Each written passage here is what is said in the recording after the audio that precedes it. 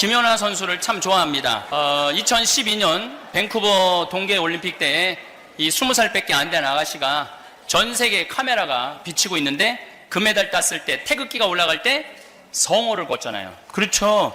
이게 성호 걷기가 쉽지가 않아요, 사실은. 여러분들은 교우들하고 밥 먹을 때는 성호 걷도 성당 안 다니는 분들하고 같이 밥 먹을 때 성호 걷기가 참 용기가 잘 안 되죠. 그래도 용기 있는 분들은 거요. 그런데 정말 지위가 높거나 정말 나하고 상관이 없는데 공식적인 자리에서 성호 걷는 건 더 어려워요. 좀 양심적인 신자가 허벅지에 십자가 긋고 먹죠. 양심적인 신자가 허벅지에. 근데 이 아가씨는 전 세계 카메라가 비치는데 묵주 반지 이렇게 하고 성호를 긋는 참 그 용기가 너무너무 대단해. 그 비하인드 스토리는 또 너무 재미있는데 지금 시간이 없어서 비하인드 스토리 제가 그 아버지하고 너무너무 잘 알아요.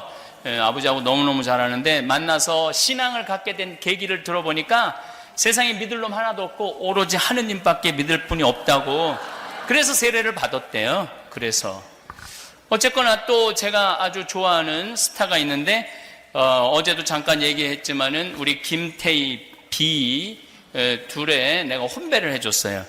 지난 1월 19일 날 혼배를 해줬는데 이 두 친구가 저한테 와서 그러는 거예요. 신부님, 저희들은 스포트라이트, 비 같은 경우는 월드스타죠.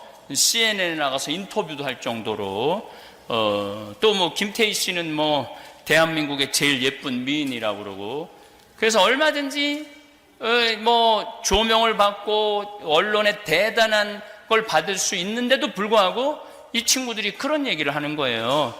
저희들은 아름다운 하느님의 성전에서 조용히 축복받고 싶다는 거예요. 우리 둘만의 결혼을 하느님 성전에서 하고 싶다는 거예요. 이거 얼마나 예뻐요. 그리고 정말 너무너무 놀라운 거는 결혼 날짜는 신부님 바쁘니까 신부님 되는 날 결혼하겠다는 거예요. 그래갖고 내가 그 주간에 수녀원 피정지도가 일주일 있었는데 수녀님들한테 양해를 구하고 목요일 날 오후 아침 9시 2시간인데 9시 밤 8시에 갖고 낮 시간으로 가서 혼배를 해주고 왔죠. 아주 둘이 손잡고 신앙생활도 너무너무 예쁘게 하고 딱 임신을 했는데 어제도 잠깐 말씀드렸지만 임신한 기념으로 저한테 2천만 원을 보내면서 신부님 어린아이 중에 꼭 치료가 필요한 아이들 꼭 수술해달라고 그래서 몽고 아이, 아프리카 케냐 아이 제가 이렇게 둘을 수술을 해줬어요.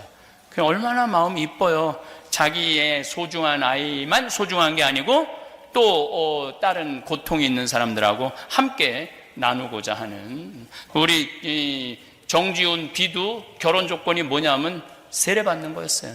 그래갖고 나한테 교리 받아갖고 내가 세례를 줬죠. 그래서 그렇게 특별한 인연을 갖게 됐죠. 내가 왜 좋아하겠어요? 김연아 선수 성호 긋고 그러니까 좋아하죠. 달래 좋아하겠어요?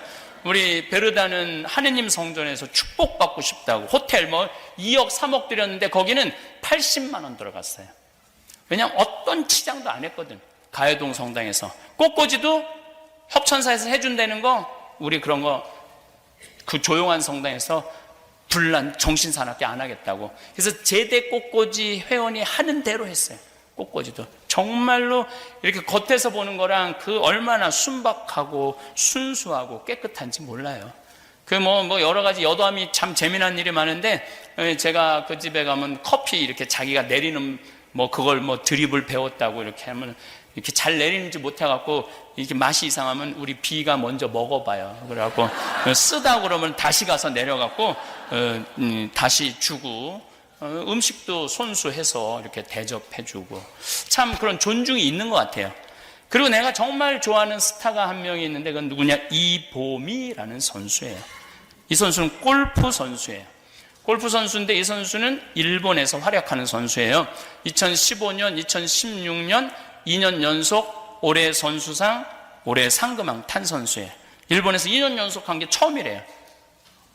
29살인데 이 선수는 우승할 때마다 성어를 얼마나 정성스럽게 긋는지 몰라. 내가 왜 좋아하겠어요? 성어 그니까 좋아하지. 뭐 좋아하는 이유가 달래 있겠어요? 얼마나 정성스럽게 긋는지 몰라요. 얼굴도 오늘 가서 한번 검색해 보세요. 얼굴도 겁나 예쁘게 생겼어요. 얼굴도. 그런데 만날 길이 있어야지. 한국에서 다른 사람들은 뭐 나를 먼저 찾아오지만은 이보미 선수는 뭐 한국에 있는 선수도 아니고, 근데 그냥 성어 긋는 게 너무 이쁜 거예요. 한번 보고 싶은데 볼 길이 있어야지. 내가 방법은 유일하게 하나 있어요. 텔레비에다 대고 이렇게 항상 소리 질렀어요. 하느님, 저 이보미 선수 한 번만 만나게 해주세요. 그 내 유일한 방법이야. 그런데 이번 2월 달에 이보미 선수 엄마하고 밥을 먹을 기회가 있었어요. 신부님, 우리 글라라인데, 우리 글라라가 사실 그렇게 일본에서 2년 동안 100억을 벌었대요. 인기가 아이돌 스타보다도 훨씬 좋대요. 그렇게 잘하는 거는 난 내 강의 때 핸드폰 울려도 한 번도 신경질을 부린 적이 없어. 우리 글라라가 그렇게 하는 거는 이상한 대로 치고 이상한 대로 가도, 연장전에 가도 승리하는 거는 참 겸손하죠.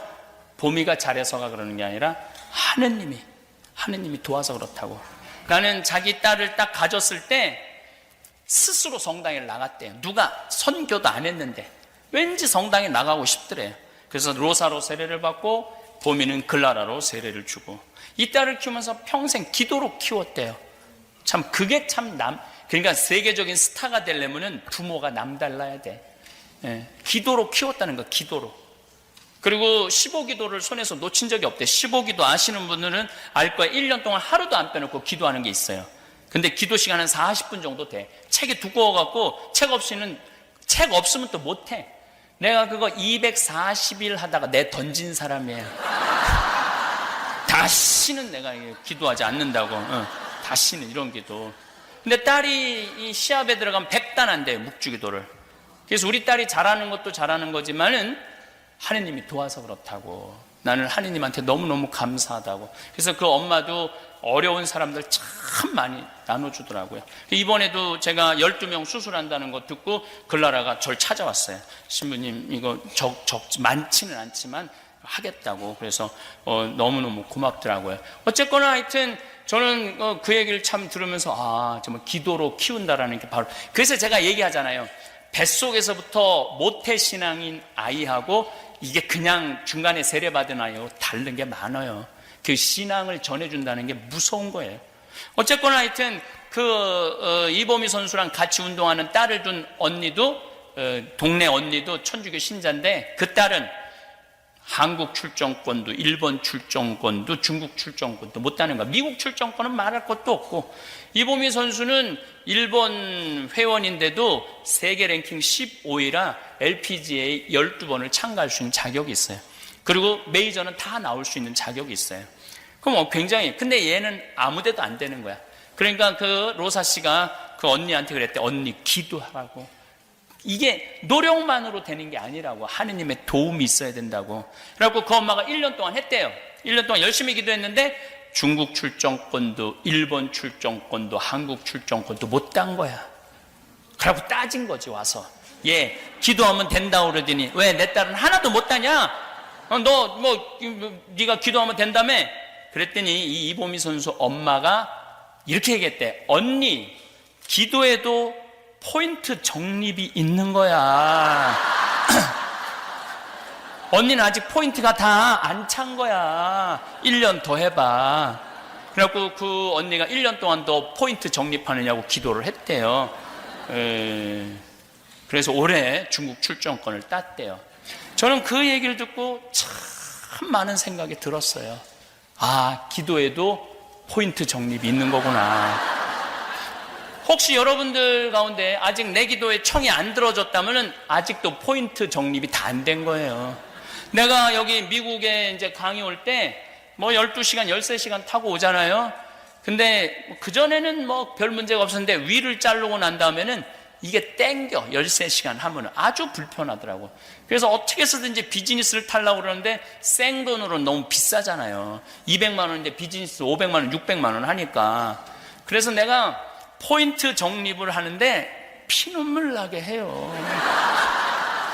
카드 3개 만들어 갖고 우리 생태마을에서 물건 사는 것도 다 법인카드 포인트 적립하는 거 대한항공 아시아나 해갖고 얼마나 모아서 한번 비즈니스 타는 거예요. 근데 하느님한테 정말로 내 아들 의사 만들어 줘라, 내 아들 내 딸 애 갖게 해줘라, 내 며느리 애 갖게 해줘라 그랬는데 묵주기도 딱 5단 해놓고 왜 안 해주느냐고. 그 포인트 갖고 될 것 같아요, 안 될 것 같아요? 어린 반푼어치도 없어요. 어린 반푼어치도. 그런데 이 이보미 선수 엄마는 이제 남편도 다 세례를 시키고 딸이 넷인데 남편이 총회장을 굉장히 오래 했대요. 그래갖고 본당 신부님들이 그렇게 이보미네 집에 와서 그냥 머물렀대요. 애들은 항상 신부님을 보고 자란 거, 딸 넷이. 그냥 신앙. 이보미 선수는 밤 10시만 돼 묵주기도를 하는데 끝내지 못하고 잔대. 너무 피곤하니까. 근데 항상 신부님들 속에서 자라갖고 신앙이 몸에 밴 거야. 신부님들하고 함께 있어서. 왜냐하면 이보미 선수네 집이 갈비집을 해갖고 신부님들이 맨날 갈비 먹으러 오느냐고. 그런데 뭐 고아원도 돕고 많이 돕더라고요. 그러니까 그런 포인트, 그래, 그 정성이지.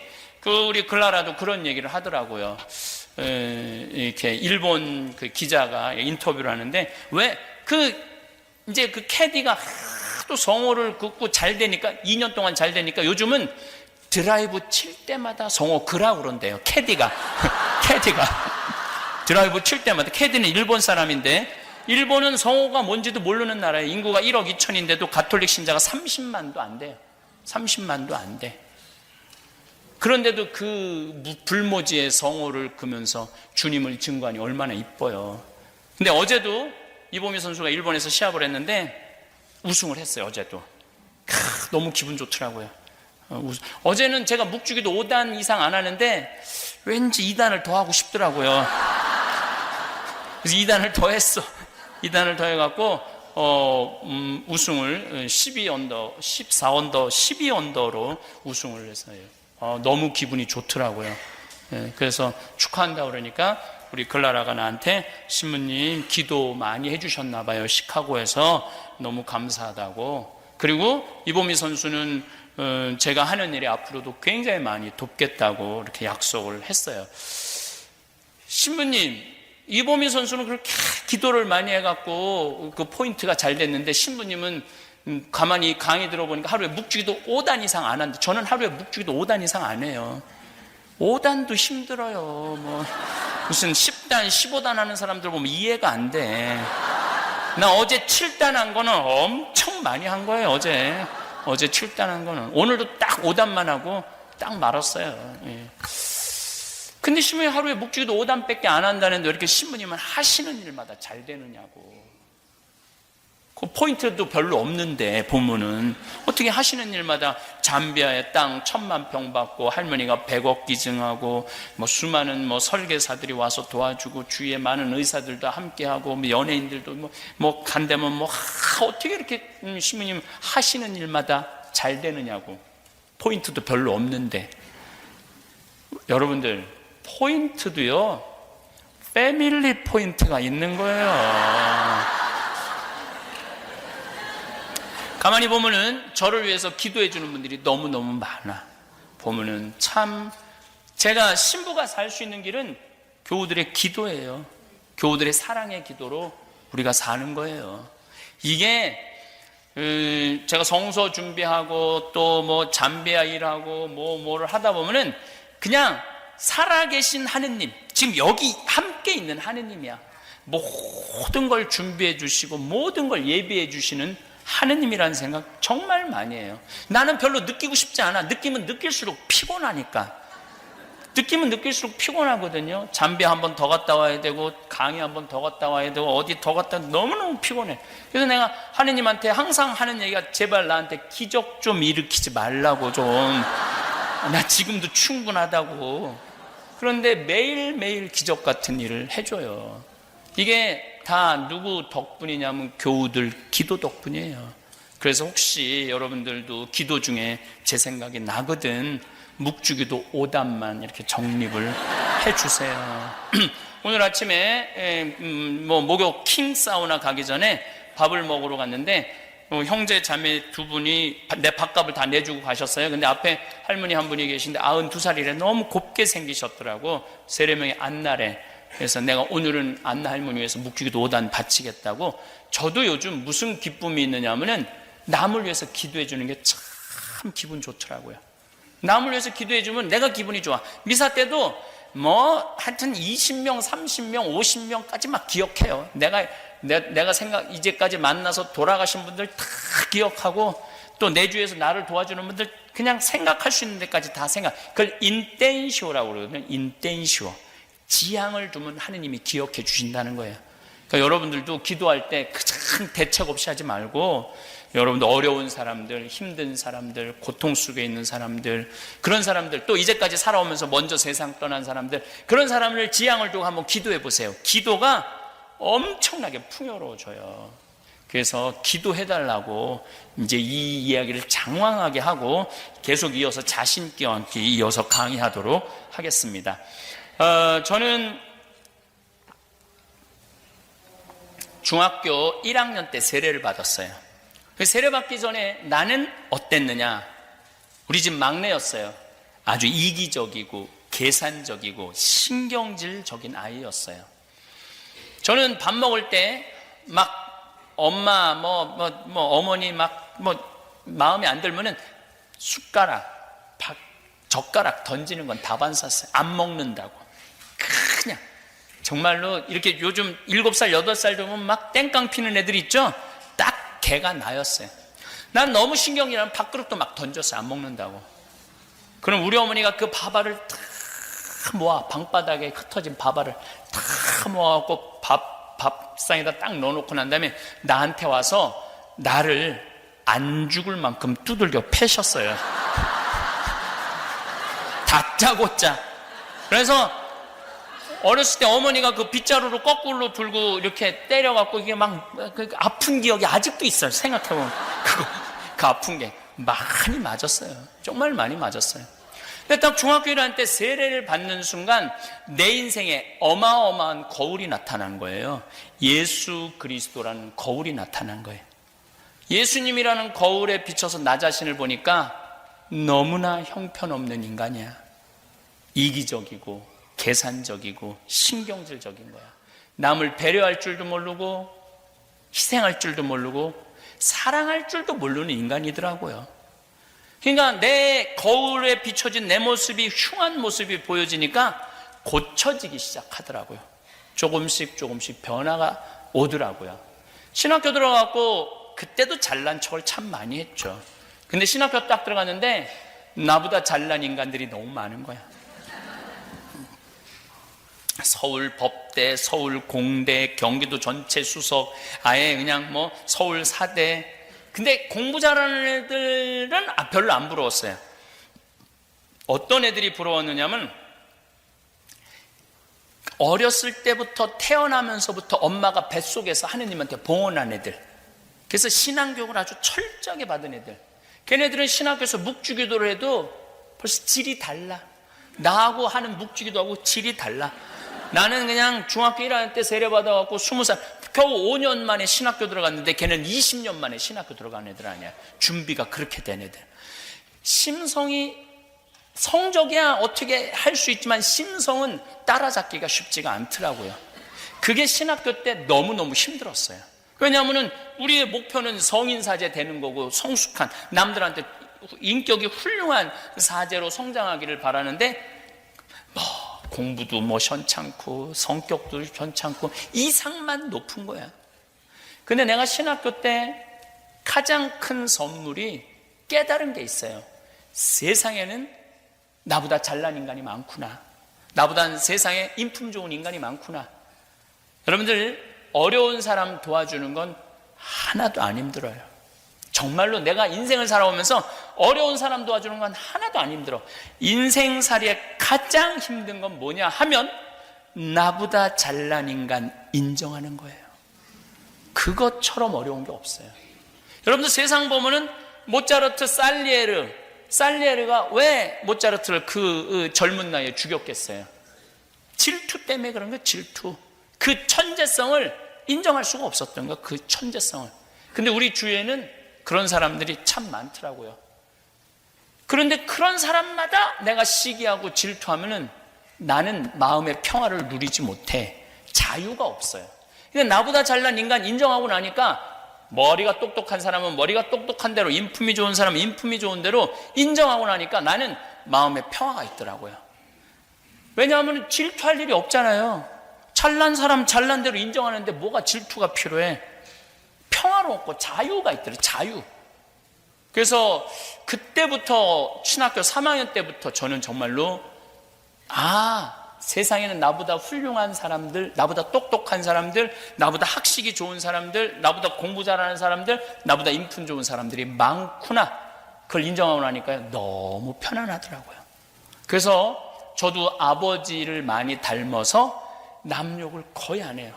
나하고 1년 동안 안식년 산 신부가 둘, 셋, 거의 4명 정도 되는데 생태마을에 와서 사는데 그 신부들이 공통적으로 하는 얘기가 황 신부 겉보기보다는 같이 살아보니까 생전 남욕을 안 하는데 내가 보통 뭐 주교님 욕도 하고 어떤 신부 욕도 하고 다 하잖아요. 그래서 저는 생전 안 해요. 왜냐하면 인정하니까. 그거 너무너무 좋더라고요. 여러분들도 성당에서 여러분들보다 이쁜 사람 인정해요. 이쁜 건 이쁜 거야. 그리고 여기서 성공한 사람 성공한 거예요. 그 사람이 성공하기까지 노력한 거를 인정할 줄 알면은 마음이 정말로 편안해요.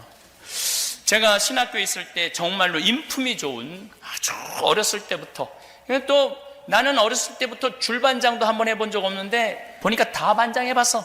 시골에서 어쨌든 했든 다 반장해봤어.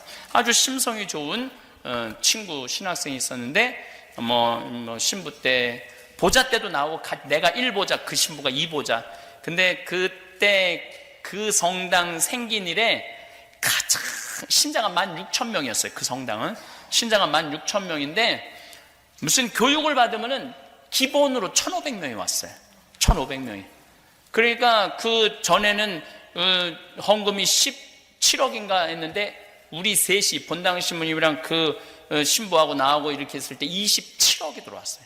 그러니까 1년 만에 10억이 더 들어온 거야. 성당이 거의 기적 같은 일이 벌어졌던 거예요. 둘이 그렇게 잘 맞았어요. 그 신부가. 근데 하루는 내가 아마 한 4년 전에 성령대회 여기 나올 때 전화가 왔어요. 새벽에 비행기 타러 나오는데 황 신부 나 누구야? 나 누군데 교황청에서 지금 막 전화가 왔다는 거야. 새벽에. 교황청에서 왜 전화가 왔어? 그랬더니 나보러 주교하래. 너 어떻게 생각해? 딱 그러더라고 나한테. 제일 먼저 나한테 전화를 한 거야. 그날 오후에 교구청 장관들 주교님들도 모르더라고요. 그 주교로 선임된 거를. 근데 내가 그랬어요. 나는 네가 정말로 우리 교구에 필요한 주교라고 생각해. 꼭 수락했으면 좋겠어. 우리 교구에 신부가 500명이거든요. 500명이 좀 넘는데 정말로 아픈 신부들을 어루만져줄 목자 같은, 정말 목자는 난 너라고 생각해. 절대 딴 생각하지 말고 꼭 받아들여. 그리고 내가 미국으로 나왔어요. 근데 내가 평상시에도 그 신부를 어떤 마음이었냐면 인품이 너무 좋다. 그리고 막 신학교 교수할 때도 막 가난한 학생들 컴퓨터 사주고 학비 대주고 다 하더라고요. 물론 이제 나한테 전화했고 돈 보내라고 내가 다 보내서 내가 다 알죠. 근데 너무너무 심성이 좋은 거예요. 근데 만약에 내가 평상시에 질투의 마음이 있다면은 황 신부 나보러 주교하라는데 너 어떻게 해? 어떻게 생각해? 너 같은 게 무슨 주교를 해? 하려면 내가 해야지. 그랬다면 나는 평화롭지 못한 사제, 기쁨이 없는 사제였을 거예요. 근데 이제 주교된 지 4년인가 이제 5년이 됐어요. 어젠가도 자는데 전화가 왔더라고요. 그 주교님이 황 신부 지금 어디야? 그래서 나 지금 시카고야. 언제 들어와? 뭐 9월 달에 들어가. 왜 이렇게 오래 돌아다녀? 빨리 한국에 들어오지. 왜 전화했어? 그랬더니 어디 있는지 체크해 보려고 전화했지. 제가 1년에 한 번 교구청 무슨 서품식이나 성유 축성 미사에 가면은 주교님 복장을 입고 나오면은 기분이 너무 좋아요. 친구니까. 내가 인정하고 축복해주는 친구니까. 근데 우리 인간은 내가 그런 경우를 많이 당해요. 동창들이 나를 시기하는 동창들이 너무 많아요. 보면 욕하고, 앞에서 욕하고, 뒤에서 욕하고, 네가 잘났으면 얼마나 잘났느냐 막 그래가면서. 근데 뭐 그것도 충분히 이해가 돼요.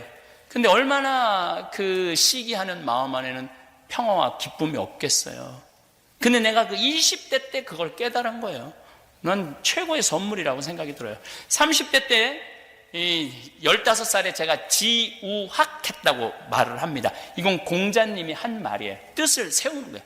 공부의 뜻을 세우는 거죠.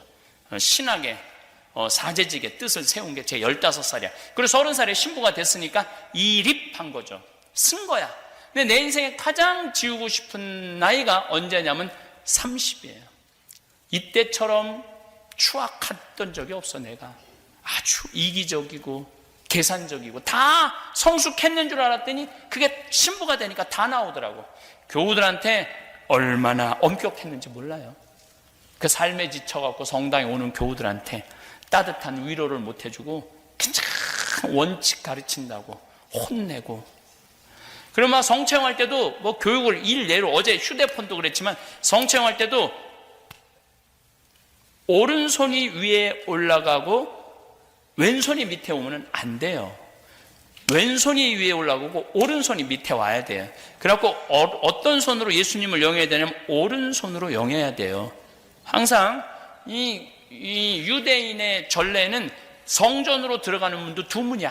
항상 문이 두 개야. 오른쪽으로 들어가서 왼쪽으로 나와요.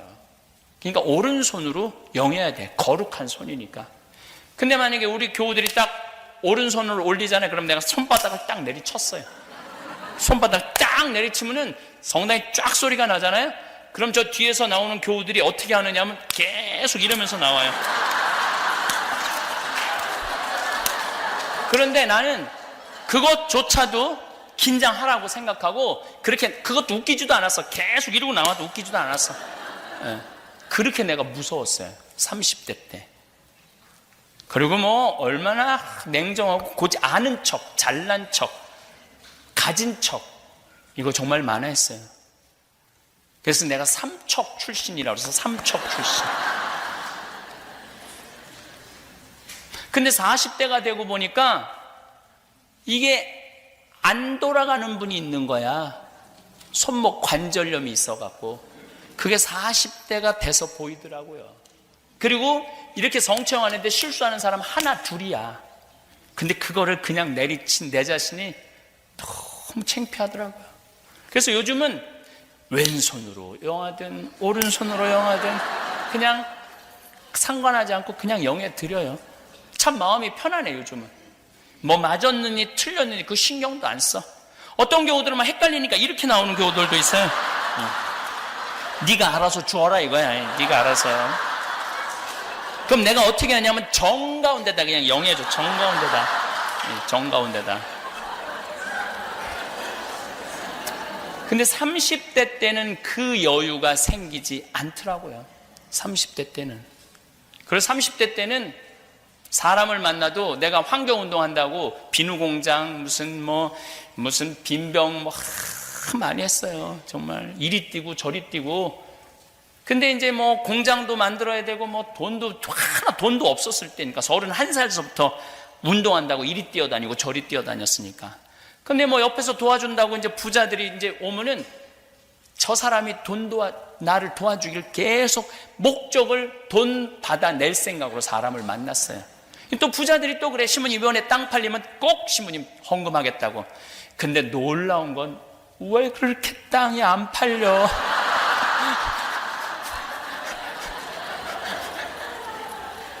한 번도 성공을 했던 적이 없어요. 땅 팔아갖고 봉헌하겠다는 사람을 한 번도 성공한 적이 없어요. 30대 때. 제가 3,000원, 5,000원 내는 분들이 소중한지 40대 가서 알았어요.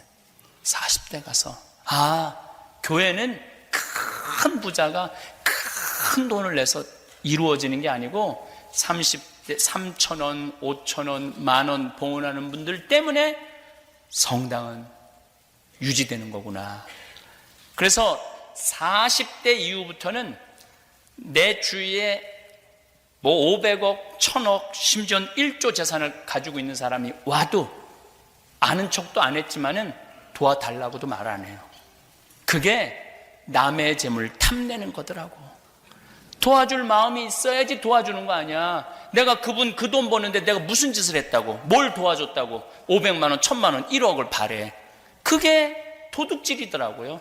남의 재물을 탐내지 말아라가 그때 이해가 된 거예요. 근데 30대 때는 안 그랬어요. 그래서 내 주위에 요즘 돈 많은 사람들 단 한 번도 도와달라고 말한 적 없어요. 단 한 번도. 앞으로도 그럴 거예요. 앞으로도 아무리 돈 많은 사람 옆에 와도 나는 도와달라고 말 안 해요. 본인이 하는 거지. 내가 도와달란다고 돈 그렇게 30대 때는 근데 그게 정당한 줄 알았어요. 정당한 줄 알았어요. 예수님이 40대 돼서 너희는 거저받았으니 거저 주어라. 내가 도움을 받는 사람이 아니라 내가 도와주는 사람이 돼야 되겠다라는 생각을 40대 때 했어요. 일이 쓰기는 했지만 성숙하지 못했던 거죠. 제가 이제 40이 돼서 부록의 나이가 돼서 부록의 나이가 되면서 제 인생은 극적인 변화를 갖고 와요. 우선 욕심이 없어져요. 뭐 일을 많이 하고 싶은 욕심, 뭐 출세하고 싶은 욕심, 유명해지고 싶은 욕심, 이런 욕심이 정말로 많이 없어졌어요. 그러니까 편안한 거예요. 뭐든지. 그리고 제가 우리 생태마을이 청국장 하면서 세금을 내는데 우리는 한 푼도 안 떼고 다 내요. 작년에 낸 세금이 2억이야. 올해 3억을 내요. 3억. 근데 우리 직원이 그러는 거, 신부님 현찰로 파는 거는 세무서에서 추징 못 한다는데 신부님이 현찰은 신고하지 않으면 1억은 줄일 수 있는데 신부님 어떻게 할까요? 사람 머릿속에는 IQ가 있다. 지능지수. EQ가 있다. 감성지수. 또 하나가 있는데 JQ가 있다. 그게 뭐냐? 잔대가리 지수다. 잔대가리 지수. 내가 이 나이 먹어갖고 지금 잔대가리 굴릴 나이는 지났다. 그대로 다 신고하자 우리. 그래서 우리는 단 한 푼도 빼지 않고 다 신고해요. 단 한 푼도 신고하지 않고. 그게 너무 편안한 거예요.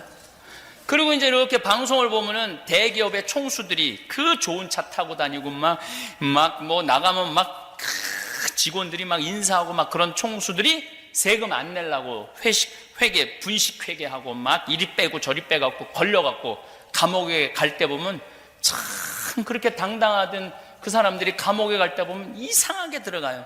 마스크 쓰고 막 휠체어 타고 심지어 침대에 누워서 들어가는 거 보면서 내가 이렇게 누워서 텔레비 보면서 딱 한마디예요.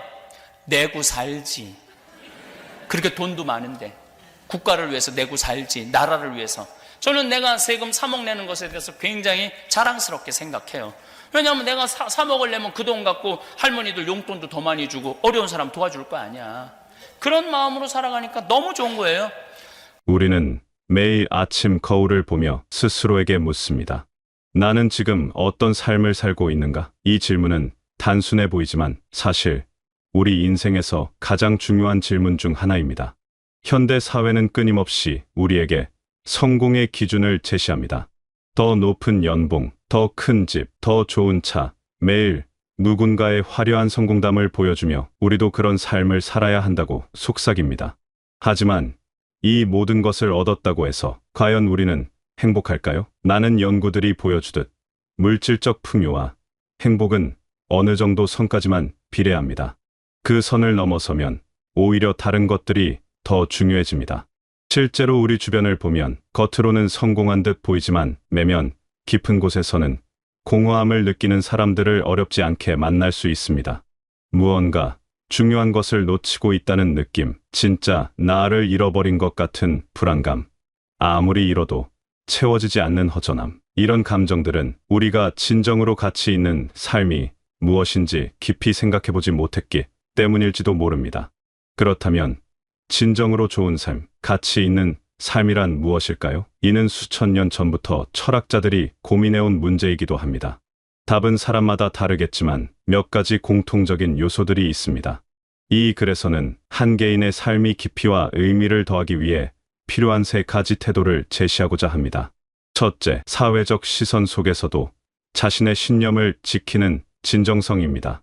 둘째, 타인의 탁월함을 인정하고 자신을 성장시키는 성찰적 태도입니다. 셋째, 결과가 아닌 과정을 중시하는 꾸준함의 미덕입니다. 이 세 가지는 서로 떨어져 있는 것이 아니라 하나의 실처럼 엮여 있습니다.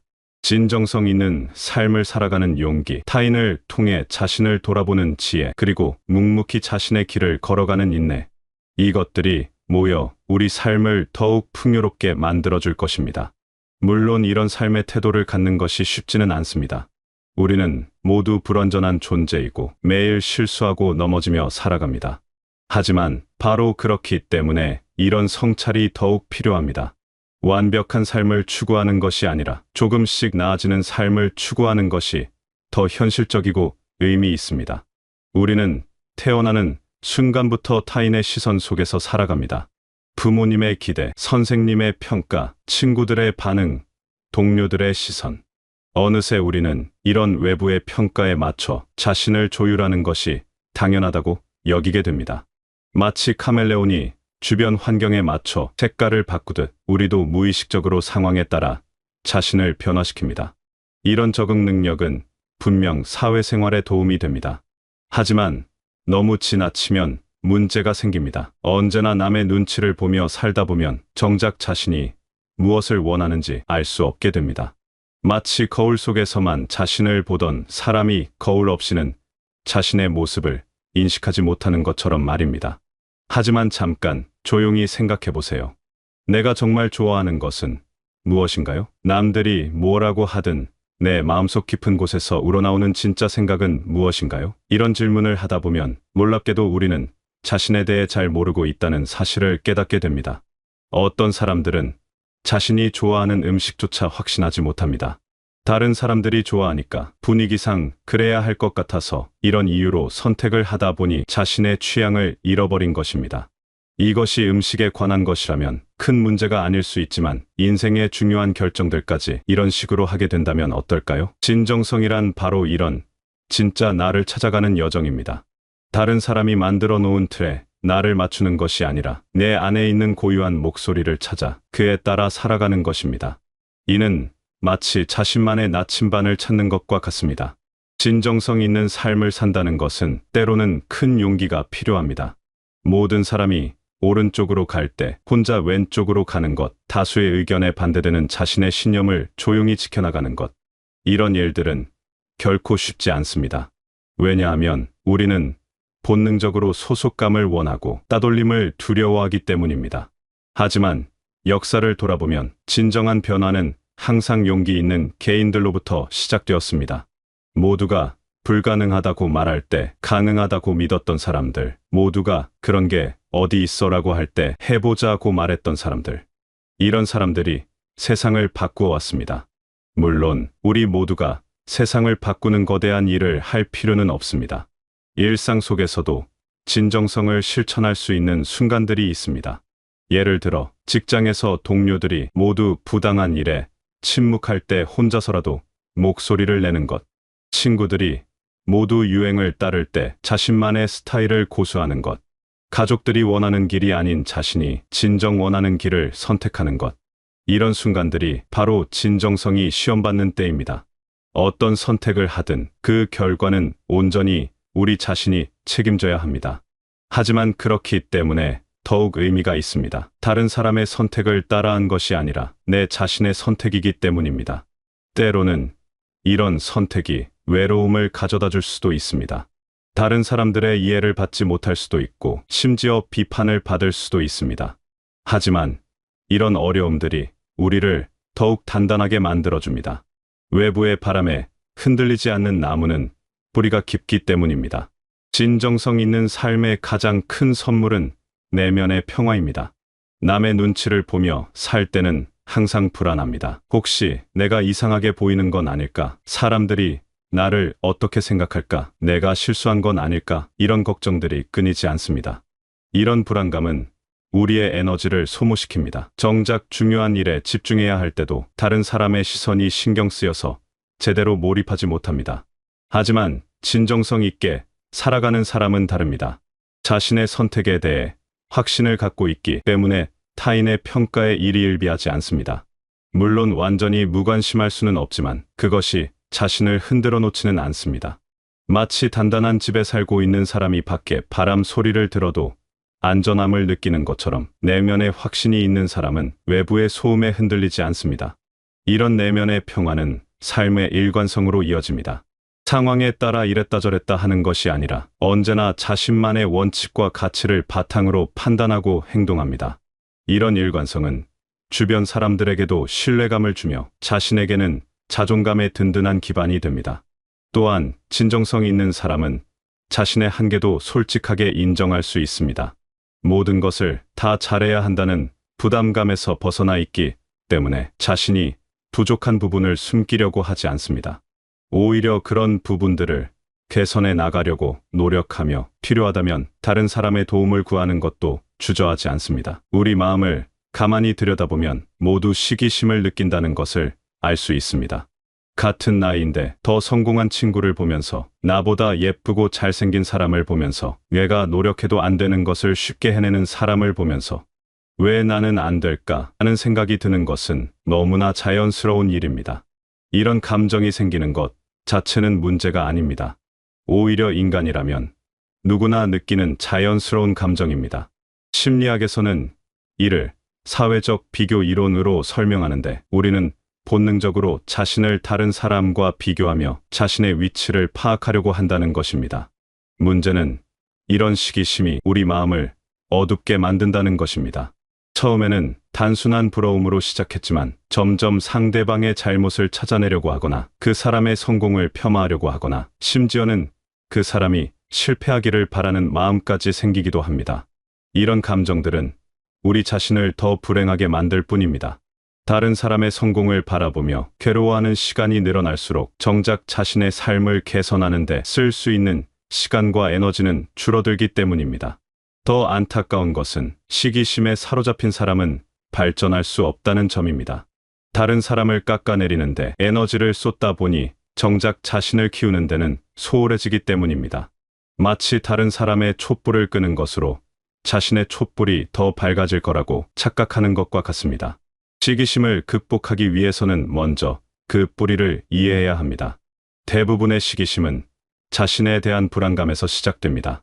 나는 부족하다. 나는 특별하지 않다. 나는 사랑받을 만한 사람이 아니다. 이런 생각들이 마음 깊은 곳에 자리 잡고 있을 때 다른 사람의 성공이 더욱 견디기 어렵게 느껴집니다. 또한 우리 사회의 경쟁 구조도 시기심을 부추기는 요인입니다. 어릴 때부터 상대 평가에 익숙해진 우리는 무의식적으로 삶을 제로섬 게임으로 생각하는 경향이 있습니다. 다른 사람이 이기면 내가 지는 것, 다른 사람이 좋아지면 내가 나빠지는 것이라고 여기는 것입니다. 하지만 실제로는 그렇지 않습니다. 다른 사람의 성공이 내 실패를 의미하지는 않습니다. 오히려 그 사람의 성공이 나에게도 가능성을 보여주는 증거가 될 수 있습니다. 진정으로 성숙한 사람은 타인의 탁월함을 있는 그대로 인정합니다. 그리고 그것을 축하할 줄 압니다. 이는 단순히 바른 행동이 아니라 자신의 내면이 그만큼 단단해졌다는 증거입니다. 타인의 성공을 진심으로 축하할 수 있다는 것은 자신에게 충분한 자신감이 있다는 뜻입니다. 다른 사람이 잘 된다고 해서 내가 못 되는 것은 아니라는 걸 알고 있기 때문입니다. 오히려 다른 사람의 성공을 통해 나도 할 수 있다는 희망을 얻을 수 있습니다. 이런 마음가짐은 하루아침에 만들어지지 않습니다. 자신에 대한 깊은 이해와 자기 수용이 바탕이 되어야 합니다. 나의 장점과 단점을 모두 인정하고 그런 나 자신을 사랑할 수 있을 때 비로소 다른 사람의 탁월함도 순수하게 감상할 수 있게 됩니다. 타인의 탁월함을 대하는 가장 지혜로운 방법은 그것을 자신의 거울로 삼는 것입니다. 다른 사람의 장점을 보면서 저 사람은 어떻게 저렇게 할 수 있을까 질문하는 것입니다. 이런 질문은 우리를 성찰로 이끕니다. 내가 부족한 부분은 무엇인가? 내가 더 발전하려면 어떤 노력이 필요한가? 이런 생각들이 우리를 더 나은 사람으로 만들어줍니다. 물론 이는 자신을 폄하하는 것과는 다릅니다. 다른 사람이 잘한다고 해서 내가 못한다는 뜻은 아닙니다. 다만 배울 점이 있다는 것, 성장할 여지가 있다는 것을 받아들이는 것입니다. 이런 열린 마음이야말로 진정한 자신감에서 나오는 것입니다. 예를 들어 말을 정말 잘하는 친구를 보면서 시기하는 대신 저 친구는 어떻게 저렇게 논리적으로 말할 수 있을까? 나도 연습해보자 라고 생각하는 것입니다. 글을 잘 쓰는 동료를 보면서 질투하는 대신 어떤 책을 읽었는지, 어떤 연습을 했는지 물어보자 라고 생각하는 것입니다. 이렇게 타인의 빛을 통해 자신의 길을 더 선명하게 보게 됩니다. 다른 사람의 성공이 내 발전의 동력이 되고 그들의 탁월함이 나의 목표가 됩니다. 이런 선순환이 계속될 때 우리는 더 나은 사람으로 성장할 수 있습니다. 우리는 빠른 결과를 원하는 시대에 살고 있습니다. 인스턴트 음식처럼 모든 것이 즉석에서 해결되기를 바랍니다. 하지만 정말 의미 있는 것들은 하루아침에 이루어지지 않습니다. 깊은 우정, 탄탄한 실력, 내면의 성숙, 이런 것들은 모두 시간이 필요합니다. 마치 나무가 자라는 것처럼 보이지 않는 곳에서 뿌리를 내리고 천천히 줄기를 키우고 마침내 열매를 맺는 과정이 필요합니다. 꾸준함이란 바로 이런 과정을 믿고 견디는 힘입니다. 당장 눈에 보이는 결과가 없어도 오늘 한 걸음, 내일 한 걸음씩 나아가는 것입니다. 이런 꾸준함이야말로 진정한 성취의 바탕이 됩니다. 우리는 종종 결과만을 중시하는 실수를 합니다. 오히려 그 결과를 얻기까지의 과정에서 우리는 더 많은 것을 배우고 성장합니다. 예를 들어 마라톤을 생각해 보세요. 결승점에 도달하는 것도 중요하지만 그 과정에서 자신의 한계를 뛰어넘고 포기하고 싶은 마음을 이겨내고 한 걸음씩 앞으로 나아가는 경험이 더 소중할 수 있습니다. 그 과정에서 우리는 인내를 배우고 자신감을 얻고 진정한 성취감을 느끼게 됩니다. 공부도 마찬가지입니다. 좋은 성적을 받는 것도 중요하지만 그 과정에서 새로운 것을 배우는 기쁨, 어려운 문제를 해결했을 때의 성취감, 조금씩 실력이 늘어가는 것을 느끼는 감동, 이런 것들이 진정한 배움의 가치입니다. 같은 행동이라도 동기에 따라 그 의미가 달라집니다. 남에게 보이기 위한 행동과 진심에서 우러나오는 행동은 근본적으로 다릅니다. 기부를 예로 들어보겠습니다. 어떤 사람은 언론에 자신의 기부 소식이 나오기를 바라며 기부를 합니다. 다른 사람은 아무도 모르게 조용히 기부를 합니다. 겉으로 보기에는 같은 기부이지만 그 의미는 완전히 다릅니다. 첫 번째 사람의 기부는 자신의 이미지를 위한 것이고 두 번째 사람의 기부는 진심에서 우러나온 것입니다. 이런 차이는 행동하는 사람에게도 다른 영향을 미칩니다. 과시를 위한 행동은 일시적인 만족감을 주지만 진심에서 우러나온 행동은 깊은 보람과 의미를 줍니다. 전자는 외부의 반응에 따라 좌우되지만 후자는 행동 자체에서 가치를 찾습니다. 의미 있는 변화는 하루아침에 일어나지 않습니다. 마치 적립금을 모으듯이 작은 노력들이 쌓이고 쌓여야 비로소 큰 변화를 만들어냅니다. 매일 30분씩 책을 읽는 것, 매주 한 번씩 운동하는 것, 하루에 한 번씩 가족에게 안부를 묻는 것. 이런 작은 일들이 당장은 큰 변화를 만들지 않는 것처럼 보입니다. 하지만 한 달, 6개월, 1년이 지나면 엄청난 차이를 만들어냅니다. 이런 꾸준함의 힘은 복리 효과와 같습니다. 처음에는 미미해 보이지만 시간이 지날수록 그 효과가 기하급수적으로 커집니다. 매일 조금씩 나아지는 사람과 가끔씩 큰 노력을 하는 사람을 비교해보면 장기적으로는 전자가 훨씬 더 큰 성과를 거둡니다. 중요한 것은 이런 꾸준함이 외부의 강요가 아닌 내면의 의지에서 나와야 한다는 것입니다. 남이 시켜서 하는 것이 아니라 자신이 정말 원해서 하는 것이어야 합니다. 그래야 지속 가능하고 그래야 진정한 의미를 가질 수 있습니다. 지금까지 우리는 성숙한 삶을 위한 3가지 태도를 살펴보았습니다. 진정성, 성찰적 태도, 그리고 꾸준함. 이 3가지는 서로 분리된 것이 아니라 하나로 연결되어 있습니다. 진정성 있는 삶을 살려면 자신을 깊이 성찰해야 합니다. 내가 정말 원하는 것이 무엇인지, 내 안에 있는 진짜 목소리가 무엇인지 알아야 하기 때문입니다. 그리고 이런 성찰은 꾸준한 노력을 통해서만 가능합니다. 또한 타인의 탁월함을 통해 자신을 성찰하려면 진정성이 필요합니다. 허영심이나 시기심이 아닌 진정한 성장에 대한 열망이 있어야 다른 사람의 장점을 배울 수 있습니다. 그리고 이런 배움도 꾸준한 노력을 통해서만 자신의 것으로 만들 수 있습니다. 꾸준함 역시 진정성과 성찰 없이는 불가능합니다. 진심에서 우러나오지 않는 노력은 오래가지 못하고 자신을 돌아보지 않는 노력은 방향을 잃기 쉽습니다. 이런 개인의 성숙은 단지 개인의 행복에만 머무르지 않습니다. 한 사람 한 사람이 성숙해질 때 우리 사회 전체가 더 건강해집니다. 진정성 있는 사람들이 많아지면 사회는 더 다양해지고 창의적이 됩니다. 모두가 똑같은 틀에 맞춰 살아가는 것이 아니라 각자의 개성과 재능을 살려 살아가는 사회가 됩니다. 타인의 성취를 축하하고 그로부터 배우는 사람들이 많아지면 사회는 더 따뜻해집니다.